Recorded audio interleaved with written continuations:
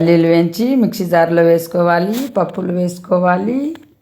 పల్లీలు పప్పులు వేసుకొని పచ్చిమిరపకాయ ఒకటి ఇలా ముక్కలు చేసి వేసుకోవాలి. కల్లుప్పు వేసుకోవాలి.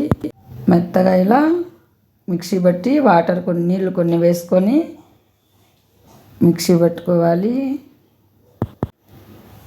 చూడండి ఇలా మిక్సీ పట్టుకోవాలి. ఇలా ఫైన్గా బాగా మెదగాలి. ఒక బౌల్లో వేసుకోవాలి. చూడండి చాలా అంటే చాలా టేస్టీగా ఉంటుంది చట్నీ. ఉప్మా లేకైనా దోశ లేకైనా చాలా బాగుంటుంది. చాలా సింపుల్గా తయారైపోతుంది. మీరు కూడా ఇలా ఒక పారి ట్రై చేయండి. వీడియో నచ్చితే లైక్ చేయండి, షేర్ చేయండి. ఇండియా దుబాయ్ వీడియోలు వచ్చాయి చూడండి. చక్కగా రెడీ అయిపోయింది చూడండి. చాలా అంటే చాలా టేస్టీగా ఉంటుంది దోశ ఉప్మాలోకి. Thank you for watching video.